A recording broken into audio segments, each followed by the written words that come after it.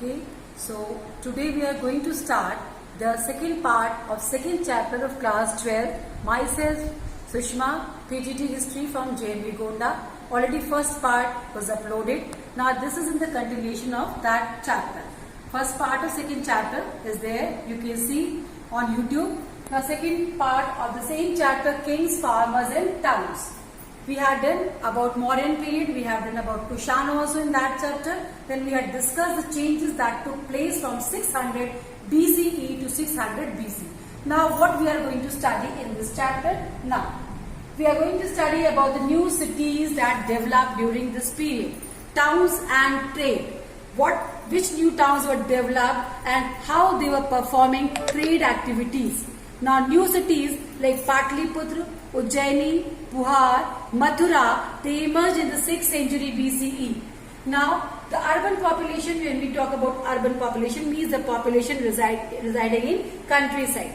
Who was there? What was the composition of urban population? Elite people were there, then craft persons were there, artisans were there, business persons were there. They were residing in urban areas, right? Then, when we talk about pots and tools, a lot of or number of pots, tools, ornaments and figurines. Figurines means the statues are there. They are recovered from the ruins. For this period, we get a lot of information through inscription. Of course, textual content are there. Written records are there, but still we get so many things through excavation, so many things through inscription. Inscription is important to know. I had already told you. Inscription is the engraving on the hard surface. Can be metal or stone, anything can be. So many inscriptions are there. Then we have got so many coins also. Inscriptions are generally recorded. They are the records. They are written in the praise of the ruler. Generally, the rulers were asking the people to write or to engrave the inscriptions. They were, most of the time, they were about the achievements. They were about the works of the ruler. Some votive inscriptions are also available. What is meant by votive? Votive means some inscriptions are related to donations. When the rulers were giving donation, that was also recorded. When the land grants were given, that is also recorded. Means he wanted others to know about his activities, especially the good one. Nobody wants to know, nobody wants that you come to know about the bad activity. Okay. Now, one more term is given in your book, that is guild. Now, what was the guild? Guild was, or the Shreni. Guild or Shreni was an organization of craft persons. They were controlling the trade. Means if you want to start the trade in that particular area, then you were supposed to take the permission from the guild. So they were overall controlling the trade. They were known as guild or Shreni. Now some important states and towns of that period you can say, and we had already discussed about 16 Mahajanpada. You have already seen about Kashi, Kaushal, Kuru, Vaji, Mats.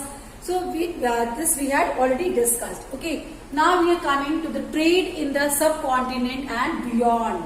Means how the trade was taking place inside the country and outside the country.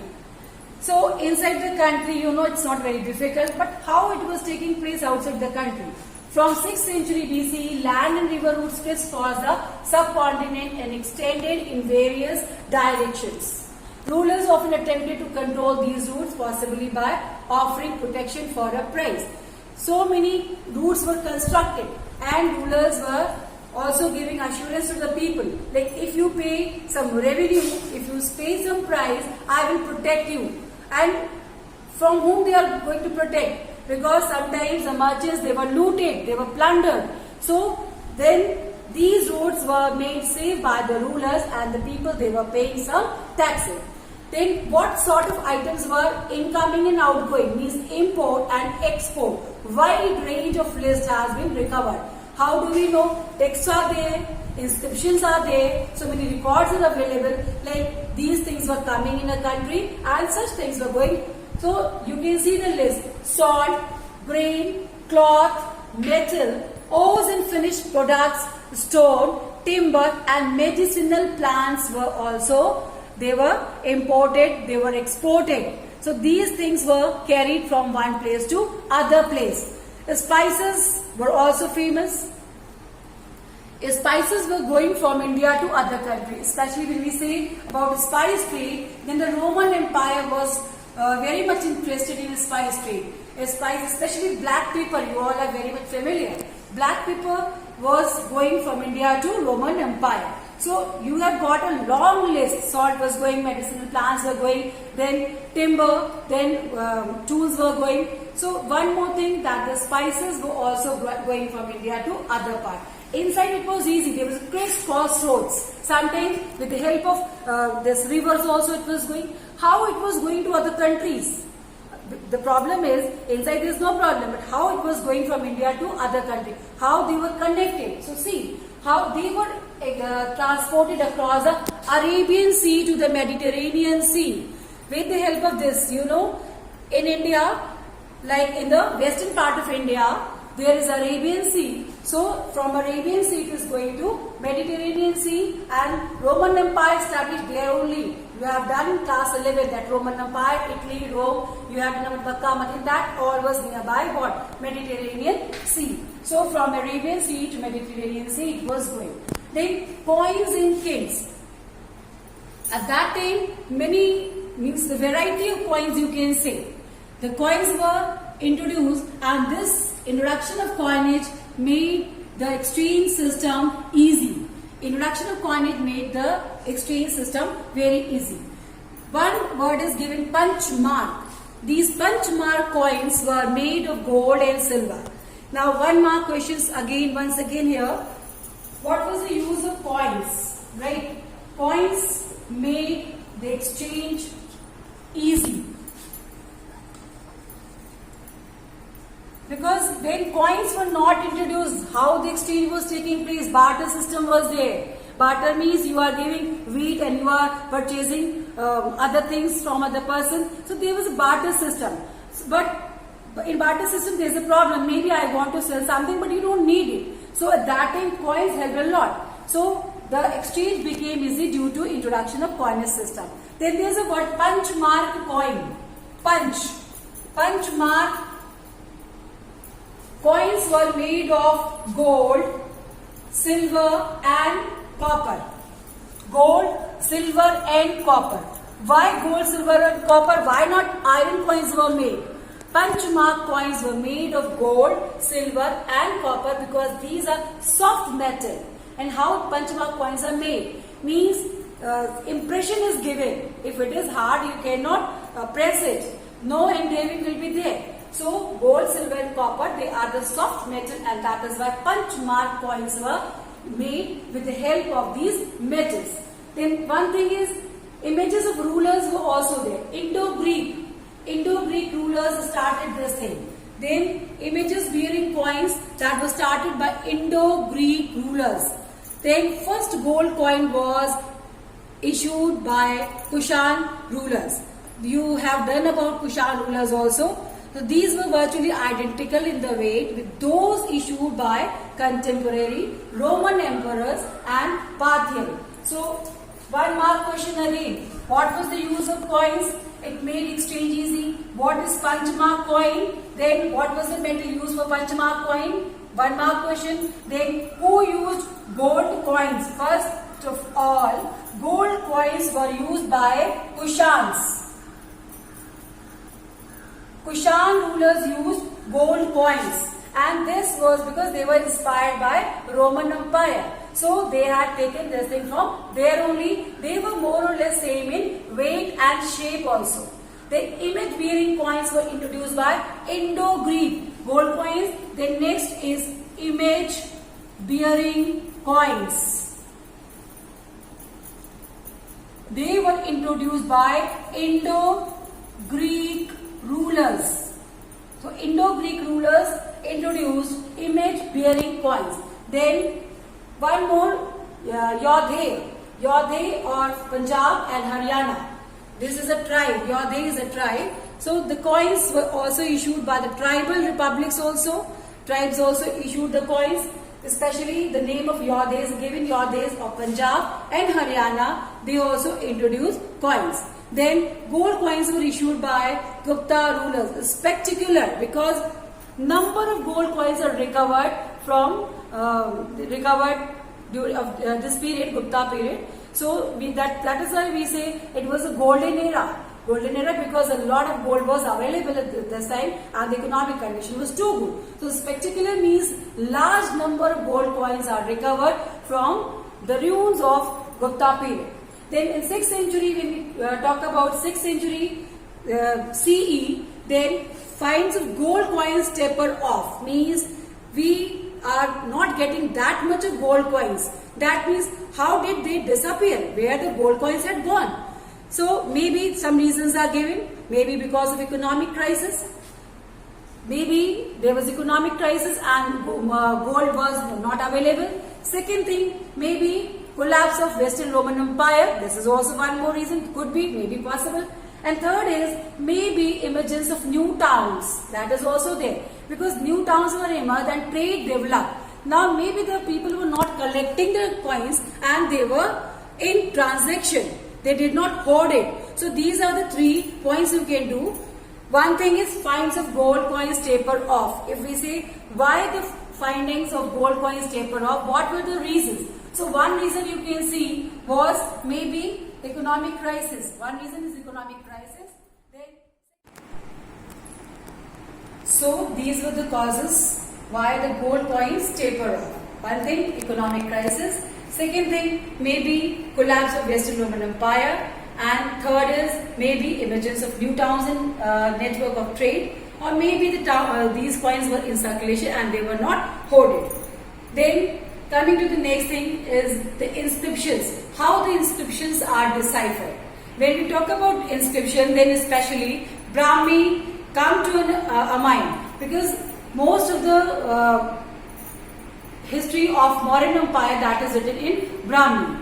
Brahmi was deciphered by James Prinsep in 1838, right? James Prinsep deciphered Brahmi in 1838, so the credit goes to him. And after deciphering Brahmi, many things came in a knowledge. How the scripts are deciphered. What these people do, they just compare the letters, the syllables, they compare it and they try to frame it in a meaningful sentences or meaningful words. So the script was deciphered, Brahmi was deciphered by James Prinsep in 1838. Then Kharoshthi was also read. This script was used in inscriptions in the northwest. Indo-Greek coins, they contain the name of kings written in Greek and Kharoshthi. So this Kharoshthi script is used on the coins of Indo-Greek. Even some of the inscriptions of Ashokan period are also written in Kharoshthi. Then with Prinsep identifying the language of the Kharoshthi inscriptions as Prakrit, it became possible to read longer inscriptions as well. So overall what we can say, the credit goes to James Prinsep because without effort of James Prinsep it was not possible. So Brahmi, Kharoshthi, Prakrit, most of the literature is written in these scripts. Now the historical evidences from inscription. How do we get the information from these inscriptions? Epigraphists means those who are doing the study of inscription. They are known as epigraphists. And historians, they work together to draw the conclusion from the inscription. They match in terms of content, style, language and paleography. Now both were working together. It was not possible only by the historian or not possible by the epigraphist. Both. Epigraphists means those who were expert in reading the inscriptions. Historians, those who were familiar with the history. So one is skilled in reading, identifying the language, or another is aware about the history. So both work together and they compared with the style, they compared with the pictures and they came to some conclusion. Then the Ashokan script, in the same thing happened in the case of Ashokan script also. Historians have to constantly assess statements made in inscriptions to judge whether they are true, plausible or exaggerations. Sometimes the problem comes. What sort of problem comes? Sometimes the inscriptions are there. How can we believe on the inscriptions? Are they correct or not correct? It is difficult to identify that the information written in inscriptions are whether correct or not. Third thing, why these inscriptions were engraved on the roots, the common roots, common parts. Were the people literate? Were they able to understand the content written in inscriptions? So what was the purpose of keeping the inscriptions, engraving inscriptions on roadsides? Then fourth is, Ashokan inscriptions from present day Orissa do not talk about his anguish. He fought Kaling war there, and this was a turning point in his life. Even then, this inscription of Orissa that don't talk anything about Ashoka. So these are the 4 points: historical evidences from inscription. How we can draw the evidences. One thing, epigraphists and historians, they are working together to draw the conclusion. Second things, we are not very much sure that the information given in inscriptions are correct or not. And third things, why they were kept on the roadside, whether people were able to understand or not, or are they correct or not. And the fourth thing is, the inscriptions of Orissa, they do not talk about Ashoka. Then we come to the next thing, what are the limitations of the inscriptional evidences? Of course, inscriptions provide a lot of information, but there are some limitations. When we say limitations, when limitation is asked in any question, that means the demerits we are talking about. Demerits, what were the demerits? What were the limitations? Because the letters are engraved faintly. They are not very clear. They are engraved faintly, and sometimes the letters are broken also. It is difficult to understand the content written on the inscription. Third thing, we are not able to make out the exact meaning of the words used in inscriptions. Sometimes the letters are missing, or you can say damaged also. Then these inscriptions only give information about the rulers. They do not talk about common people, because these inscriptions were engraved on the orders of the ruler. So they were talking about the activities of the ruler. They were not talking about the common people. So what are the limitations? They give information about limited area. They give information about limited people. They give information about ruler, not about the common masses. Then sometimes the letters are faint, they are missing, they are broken, they are damaged, and it is difficult to understand the content written on inscription, or it is difficult to come to any conclusion. So, of course, they provide a lot of information, but there are some limitations also. So, with this, we come to the end of the chapter. Some questions are also there, but if you still have any question, any doubt, you can please write in the comment section. I will answer all the questions. You can take a screenshot of these questions also, or the PowerPoint also, and keep watching. Stay home, stay safe, and enjoy learning. Thank you so much.